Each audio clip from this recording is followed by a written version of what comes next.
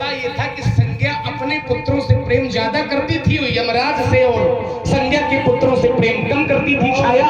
तो यमराज ने अपने पिता भगवान सूर्य से ये शिकायत की कि माता जी हमें इतना प्रेम नहीं देती हैं जितना अन्य भाइयों को प्रेम देती हैं। तो भगवान सूर्य के मन में ये संशय हो गया कि एक माता कभी ऐसा नहीं कर सकती है कि अपने पुत्रों में वो पक्षपात करे। तो जब संज्ञा के पास, छाया के पास पहुंचे और क्रोध में पूछा कि ये व्यवहार क्यों करती हो, तो छाया ने सब सत्य सत्य कह करके सुना दिया कि महाराज इस कारण से मैं ऐसा। और कोई विशेष बात हो तो महाराज आप बताओ। नहीं, विशेष बात ये है कि जैसे व्यास जी ने बात विशेष वो थी जो हम कह रहे थे। हाँ, वो उसका भी उत्तर है, उसका उत्तर महाराज है।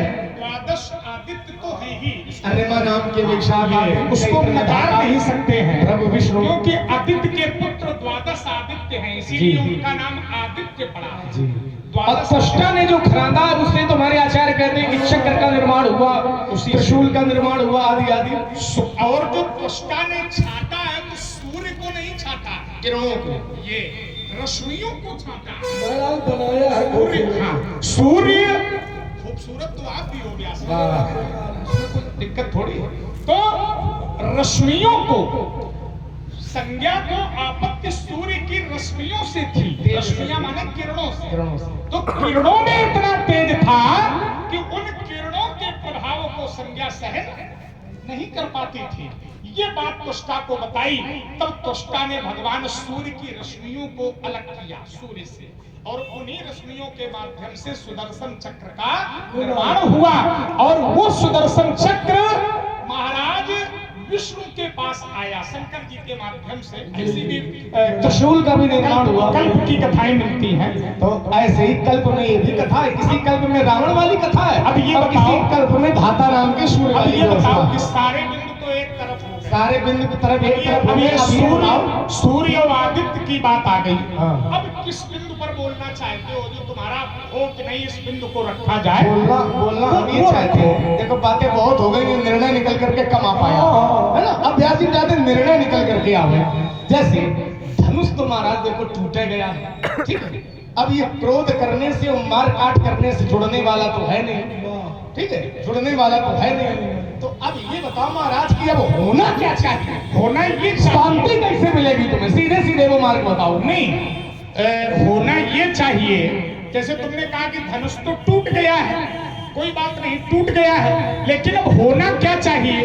तो या तो टूटा हुआ जुड़ जाए, एक मार्ग ये है, या तो टूटा हुआ जुड़ जाए, एक मार्ग ये है, और या तो तोड़ने वाला मिल जाए, एक मार्ग ये है। चलो तो इसमें कौन सा मार्ग आपको बता दें? ध्यान देना जरा, या तो टूटा हुआ जुड़ जाए, ये उपाय हो जाए, और या जिसने तोड़ा है वो हमें मिल जाए। मिल जाए। तो पहली बात महाराज ये कि जो टूटा है वे जुड़ तो सकता नहीं है, क्योंकि टूटे थे फिर ना जुड़े, अब ये जुड़ नहीं सकता, ठीक है।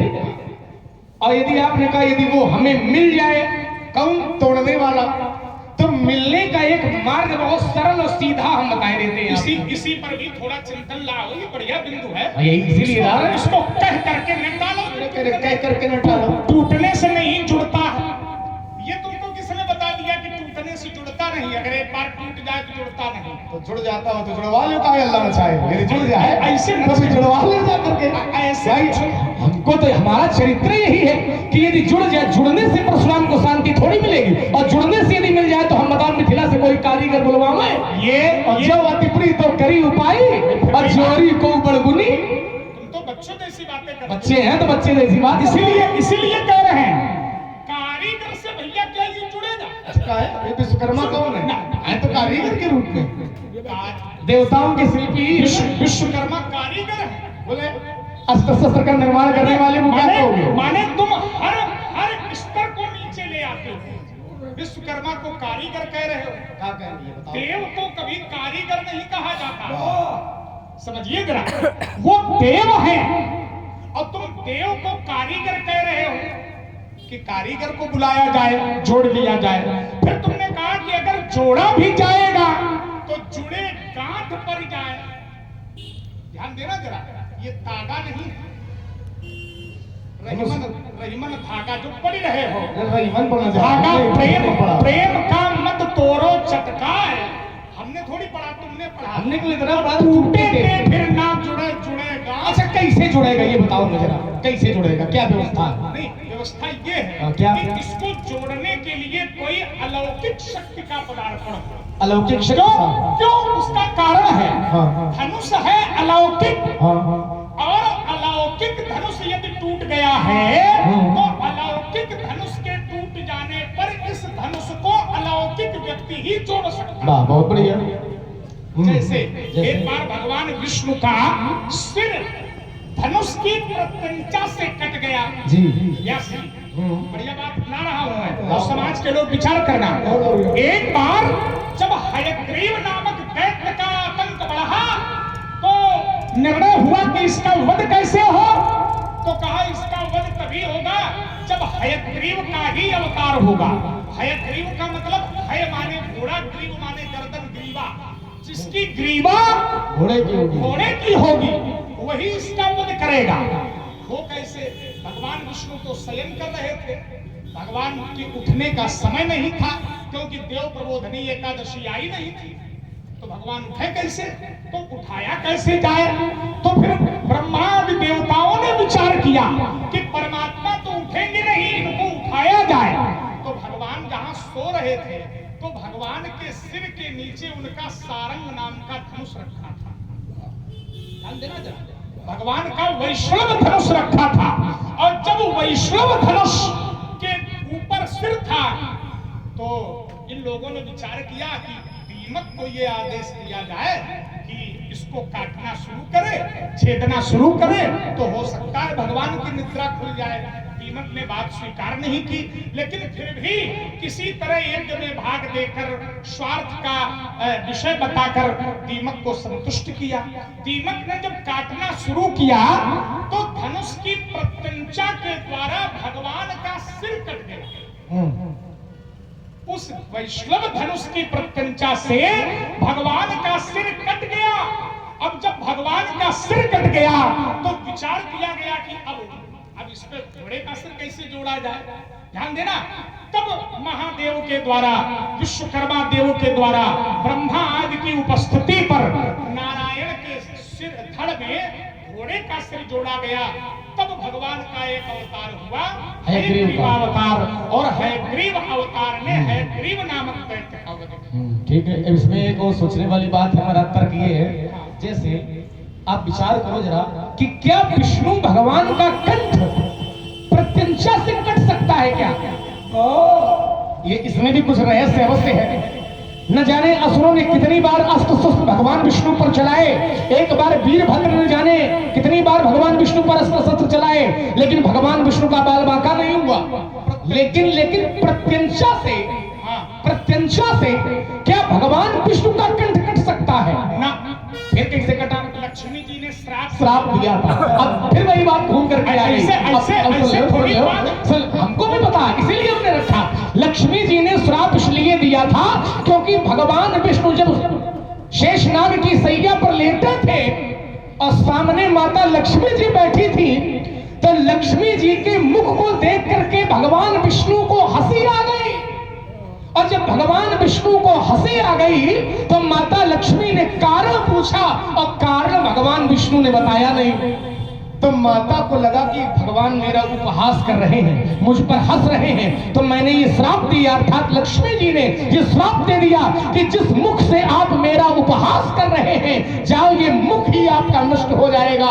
तो लक्ष्मी जी के श्राप के कारण भगवान विष्णु के साथ ये घटना, तो श्राप वरदान कहीं ना कहीं जुड़े होते हैं। ठीक वैसे जनक के यहाँ भी श्राप वरदान की कोई ना कोई व्यवस्था रही है। अब एक बात हमारी ये है, जैसे आपने कहा कि जुड़वाया जाता है, अलौकिक कोई महापुरुष आवे तो वो अलौकिक को जोड़ सकता है, ये बात बहुत अच्छी। जैसे विष्णु भगवान का उदाहरण आपने दिया, अलौकिक जोड़ सकता है, तो अलौकिकता हमें सबसे ज्यादा तो आपे के घर में दिखाई पड़ती है। विष्णु भगवान की तो बात अलग है। एक बार व्यास जी महाराज तुरंत वहीं से जुड़ रहे हैं, तो एक बार भगवान शंकर परशुराम जी के गुरु जी हैं, एक बार भगवान शंकर ने गणेश का मस्तक काट दिया था। गणेश के काट दिया, माता ने क्रोध किया तो गणेश का सिर हाथी का जोड़ दिया गया।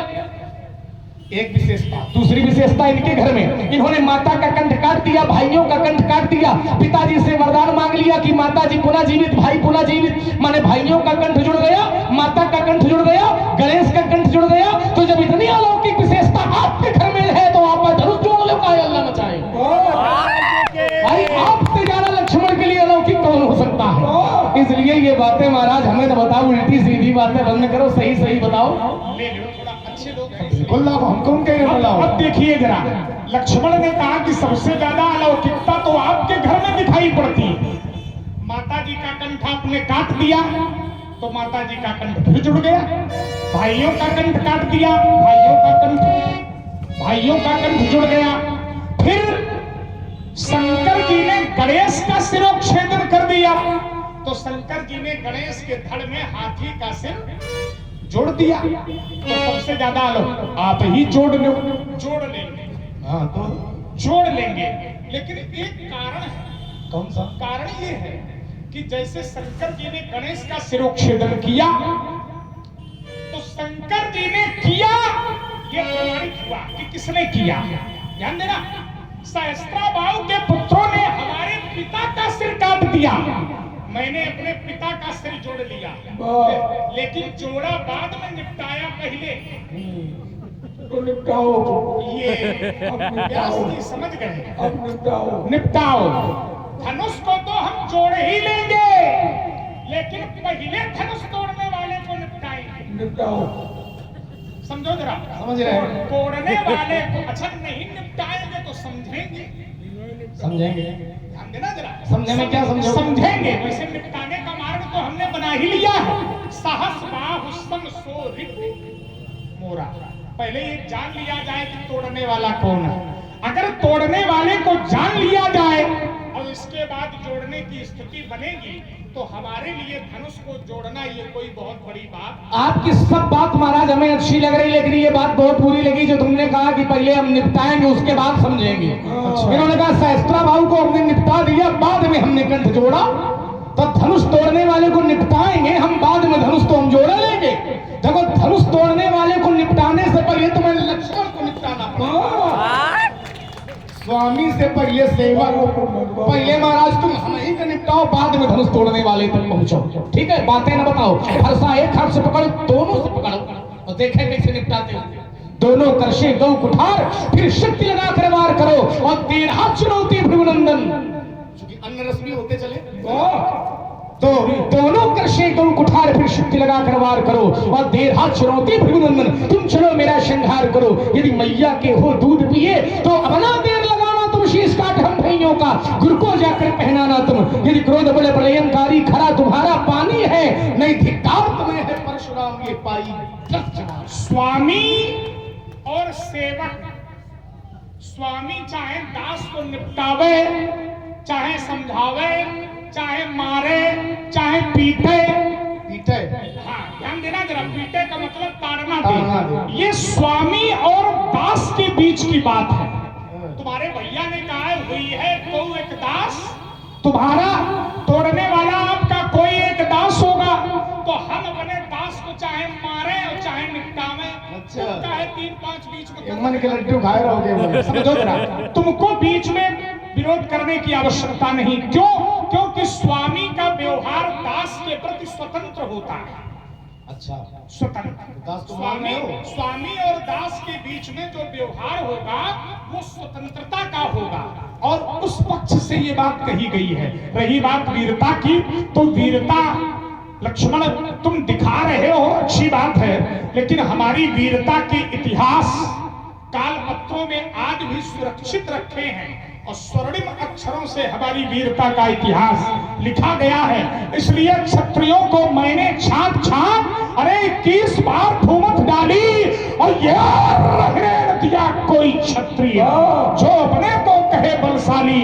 अरे तू क्षत्रिय कहां से आ निकला, अपने को क्षत्रिय कहता है, राम कहे समझाए शठ, क्यों बड़बड़ बातें कर। लेकिन महाराज आपने नियम बढ़िया बताया कि हम अपने दास को मारे चाहे पीटे चाहे जो कुछ करें, तुम्हें बोलने की आवश्यकता नहीं है। ठीक है, क्योंकि स्वामी स्वतंत्र होता है।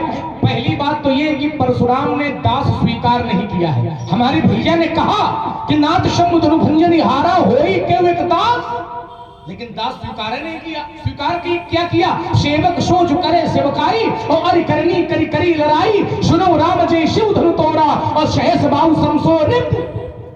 तो दास स्वीकार कर लेते तो लक्ष्मण को बोलने की आवश्यकता नहीं पड़ती, लेकिन स्वीकार आपने शत्रु किया है। अच्छा, यदि एक पल के लिए हम मान भी लें कि हम अपने दास को मारे चाहे पीटे, लक्ष्मण को बोलने की आवश्यकता नहीं है। आवश्यकता है यदि स्वामी का विरोध कोई करे, चाहे कितना बड़ा क्यों ना, तुम्हारे घर से फिर उदाहरण एक दे रहे हैं। जैसे एक बार ब्रह्मा जी की सभा में भगवान शंकर का अपमान राजा दक्ष ने किया, और राजा दक्ष भगवान शंकर के पिता तुल्य है, ससुर है। ससुर भी तो पिता समान हो, नहीं तो कहा जाना ये सब बात है। राजा जो कन्या का दान करने वाला होता है वो भी पिता तुल्य होता है, पिता के समान होता है। लेकिन जब राजा दक्ष ने शंकर जी का अपमान किया, विरोध किया, तो वहीं शंकर जी के सेवक नंदी बाबा बैठे थे। नंदी बाबा से शंकर जी का अपमान सहन नहीं हुआ। अब कोई परशुराम जी जैसा होता तो कहता कि नंदी जी तुम शांत बैठो, हम ससुर दामाद हैं, हम आपस में निपट लेंगे, तुमको बीच में बोलने की आवश्यकता। लेकिन नंदी बाबा ने उठकर के विरोध किया था कि जिस मुख से तुम शंकर जी का विरोध कर रहे हो, जब तुम्हारा ये मुख ही नष्ट हो जाएगा। तो जैसे नंदी ने वहां अपने कर्तव्य का पालन किया, वैसे ही लक्ष्मण आज अपने कर्तव्य का पालन कर रहा है। इसलिए सुनी मुनि बचन लखन मुस्काने और बोले परस भरे, लेकिन इनको भी बोलने नहीं दिया करो। लेकिन शंकर जी दक्ष के दास तो नहीं थे। किसके दास? शंकर जी दक्ष के दास तो नहीं थे, ध्यान देना जरा। लेकिन नंदी शंकर जी के दास थे, बिल्कुल। और यहाँ धनुष तोड़ने वाला हमें अपना स्वामी मान रहा है, और तुम धनुष तोड़ने वाला अपना स्वामी मानना है आपको। ध्यान देना जरा। लेकिन तुमने माना धनुष हमने माना, तब हमने नहीं माना, तभी तुम शत्रुता का संबंध बना रहे हैं। और देखिए, मैंने उसे शत्रु माना, उसने मेरा विरोध नहीं किया। तोड़ने वाले को मैंने शत्रु माना, और तोड़ने वाले का पक्ष कहता हुई है तो एक दास। मैंने कहा दास नहीं, वो मेरा शत्रु है। मैंने उसे शत्रु माना, लेकिन उसने मेरा कोई विरोध नहीं किया। विरोध तुमने किया। हाँ तो करना तो चाहिए। यहाँ तीन संबंध बने।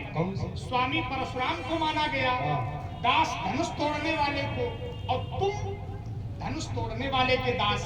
ठीक है, तीन लोग तो हुए। अब तुमने दक्ष से जोड़ा। अब देखिए जरा, दक्ष स्वामी नहीं है। पहली बात तो दक्ष स्वामी नहीं है, शंकर जी केवल स्वामी हैं और नंदी जी दास हैं। अब वहां स्थिति दूसरी बनी। शंकर जी नंदी जी के सर्वस्व, और नियम ये कहता है कि अगर शंकर जी की निंदा हो रही हो तो संत शंभु श्रीपति अपवादा, तो सुनिए जहां तहां अस मरिजादा, और काटे दास जीव जो बसाई, और श्रवण मूंद नत चलिए।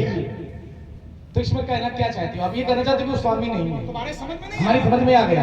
कहना ये चाहते हो कि स्वामी वो है, ठीक है, स्वामी नहीं है दक्ष। तो तुमको एक सीधे सीधे स्वामी का हम प्रमाण दे दें, जिससे शांति मिले, वो ले लो। सेवक के स्वामी के विरोध में, सेवक के स्वामी के विरोध में, ध्यान देना मेरी बात पर, सेवक के स्वामी के विरोध में यदि स्वामी का स्वामी भी आ जाए तो सेवक को कभी लड़ाई लड़ने से पैर पीछे नहीं हटाने। जैसे एक उदाहरण ले लो, ग्रंथ से ले लो। जैसे व्यास जी हम हैं और हम राम जी के सेवक हैं, राम जी के हम सेवक हैं, और राम जी के स्वामी कौन है? शंकर जी। लिंग थाप विधिवत करी पूजा, हमारे राम जी के आराध्य भगवान शंकर हैं और हम राम जी के सेवक हैं। लेकिन हमारे स्वामी के स्वामी है शंकर जी। लेकिन शंकर जी यदि कभी राम के विरोध में युद्ध लड़ने आएंगे तो लक्ष्मण शंकर से भी लड़ जाएगा। हमारे लिए ग्रंथ कहता है कि जो सहाय सत शंकर आई और तदपि हतम रण राम, मैं शंकर से भी युद्ध कर सकता हूँ, भले ही वो हमारे स्वामी के स्वामी क्यों न हो। और ऐसा होता रहा है। एक तर्क ले लो। तर्क क्या है? जिस समय देखिए, जैसे नंदी बाबा के सर्वस्व शंकर जी, ऐसे ही वीरभद्र के सर्वस्व भी शंकर जी। वीरभद्र भी तो भगवान शंकर के सेवक है। लेकिन जब राजा दक्ष की यज्ञ में वीरभद्र पहुंचे, समाचार जब शंकर पाए तो वीरभद्र करी कोप पठाए। तो वीरभद्र जब पहुंचे यज्ञ में 200 रुपया कमेटी का दे दो, विष्णु भगवान 50-50 आपका, युद्ध 50 करने का लक्ष्मण का। इरादा दक्ष के पक्ष से। और ध्यान दें, आदरणीय हमारे से हेलो मनोज जी त्रिवेदी, इसको भैया थोड़ा मीठा बनाओ। हिंदू महासभा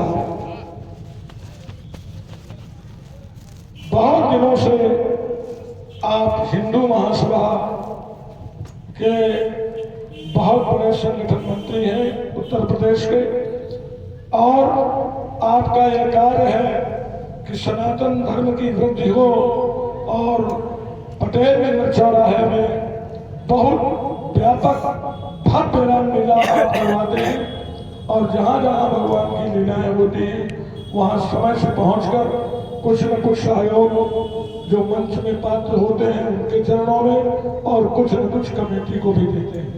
आपने अपने निज कोष से 200 रामलीला कमेटी को, वर्तमान में जो रामलीला यहाँ चल रहा है, इस रामलीला कमेटी को 200 मुद्राओं का सहयोग पंडित श्री मनोज त्रिवेदी जी ने भेंट किया है। एवं भगवान परशुराम जी, भगवान लक्ष्मण जी और भगवान व्यास जी के लिए आपने अपने निज कोष से 50 मुद्राएं भगवान परशुराम जी, 50 मुद्राएं लक्ष्मण जी और 50 मुद्राएं व्यास जी को भेंट किया है। धन्यवाद। तो जिस समय दक्ष के यज्ञ में वीरभद्र पहुंचे तो दक्ष के पक्ष से लड़ने के लिए सबसे पहले विष्णु भगवान थे, नारायण खड़े थे, और नारायण भगवान शंकर के आराध्य। शंकर जी नारायण को अपना स्वामी मानते हैं, लेकिन वीरभद्र ने स्वामी के विरोध में यदि उनके स्वामी भी खड़े थे तो वीरभद्र ने भगवान विष्णु से भी युद्ध किया। तो जैसे वीरभद्र ने अपने कर्तव्य का पालन किया वैसे ही हम कर रहे हैं। इसलिए क्षमा चमचमकती है प्रत्यंचा जब इन करों में तो बहुत बड़े वीरों का कलेजा हिल जाता है। रक्त का प्यासा और जहर का बुझा हुआ बाण समरांगण में शत्रुओं के स्रोत की शिरता बहाता है। मेरी ही हुंकार से फटते हैं पहाड़, चतुर्दिशाओं में अंधकार छा जाता है। और युद्ध की बातें बाबा जी तुम्हें कहां तक बतावें, हम तो लाशों पर लाशों के खरंजे लगे। शंकर जी के स्वामी विष्णु जी हैं। का श्री कमल किशोर जी गुप्ता, आपने ये 200 मुद्राएं भगवान परशुराम जी, भगवान लक्ष्मण जी और भगवान व्यास जी के लिए भेंट किया है। बहुत बहुत धन्यवाद। शंकर जी के स्वामी विष्णु जी हैं और विष्णु जी के स्वामी कौन है?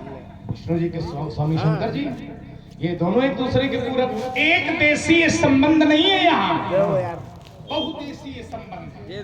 तुम बातें घुमा रहे हो महाराज यहाँ। देखिए बहुदेशीय में एक देशी लगा ये तुम्हें घुमा हुआ लग रहा है। शंकर जी के लिए विष्णु भगवान स्वामी और विष्णु जी के लिए शंकर जी उनके स्वामी। एक क्षण, ऐसा नहीं है कि नाम और काम किसी का हो और फालतू शब्द को प्रचार करें।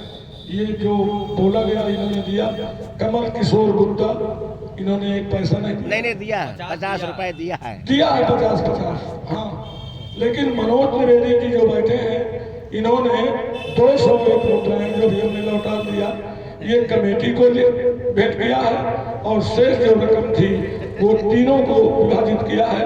धन्यवाद। भगवान शंकर, और चलो तुम उदाहरण दे रहे हो, तुम्हारा अपना उदाहरण है, कथा सुना रहे हो, ठीक है, लेकिन अगर वीरता की बात करते हो तो बाल ब्रह्मचारी के क्रोध की ज्वाला ये फेंकेगी, प्रलय मच जाएगा, हुंकार से टूटेगा अवनितल, फूटेगा व्योमंडल, सारा विश्व थर्राएगा, ये छार कर दूंगा मैं दुधर्ष दानवता को।